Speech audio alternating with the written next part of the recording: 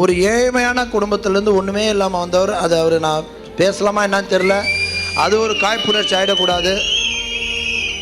அப்பா அம்மா இல்லாமல் ஒரு ஏழை குடும்பத்தில் எஸ்டிஏ பேஸ்கெட்பால் கோச் வாசலில் இருந்து எனக்கு உள்ள சான்ஸ் கிடைக்காத ஆடுறதுக்குன்னு இருந்த ஒரு மனிதர். வாய்ப்புள்ள நீங்களாம் இதெல்லாம் எடுத்துக்கணும். வாழ்க்கையில் ஒன்றும் இல்லை, அப்பா அம்மாலாம் நினைக்காதீங்க, இண்டிவிஜுவல் நினச்சா முடியுன்றதுக்கு ஒரே ஒரு உதாரணம் ஆதவர்ஜுன். அப்படி வந்து இப்போது நம்ம லீடர் வந்தது 2 வருஷமாக தான் 3 வருஷமாக அரசியல் வந்திருக்கார். மக்கள் நிலையில் தான் இருந்தார். அப்போது ஆதவ் சார் எங்களை பேசும்போதெல்லாம், நான் இப்போ ரஜினி மன்ற மாவட்ட செயலராக இருக்கும்போது தலைவரை பற்றி எப்பயுமே எங்களை புகழ்ந்து பேசி, நான் தலைவருக்காக நலத்திட்டங்கள் செய்யும்போது நிறைய பணமும் கொடுத்து, அண்ணா ஏழைங்களை நல்லா இருக்க வேணா, ஏழைங்களுக்கு கொடுங்கண்ணே, புடவை வாங்கி கொடுங்கண்ணே அப்படின்னு 5000 புடவைகள், அப்போ ஸ்கூல் பேகு பசங்களுக்குன்னு வாங்கி கொடுத்து எங்கள் ரஜினி சார் மன்றம் நடத்தும் போது அவரும் என் கூட இருந்து சாருக்காக பண்ணவர் தான் ஆதவர்ஜுன். அப்படி பண்ணுற மனிதர், எங்களை அவ்வளோ பெருமையாக பேசுகிற மனிதர். இப்போ ஒரு இஷ்யூ வந்து அன்றைக்கி போராட்டத்தில் அவர் பேசுகிறதா பெரிய சர்ச்சைகள் இருக்குது. அந்த சர்ச்சைகள் வந்து நான் அங்கே இருந்தேன்.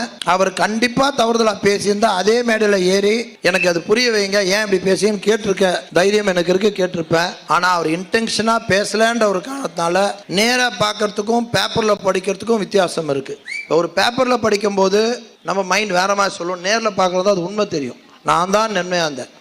45 வருஷமாக ரஜினி சார் கூட இருந்தவன் எப்படி விட்டு கொடுத்துருவான்? நான் இன்றைக்கி லீடரோட வந்தனால என் ஒய்ஃபை நாளைக்கு திட்டா விட்டுருவேனா, என் பையனை திட்டா விட்டுருவேனா, என் நண்பனை திட்டா விட்டுருவேனா? அது மாதிரி 45 வருஷம் அவர் கூட இருந்தவன் நான் எப்படி உணர்வு இல்லாமல் இருக்குமா ஒரு 10 நாளில்?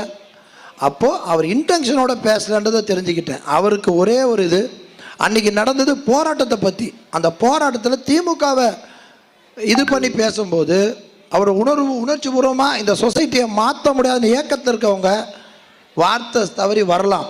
அப்படி வந்ததாக தான் நான் கருதுகிறேன். அது மாதிரி ஒன்றும் இன்டென்ஷனே பேசலை.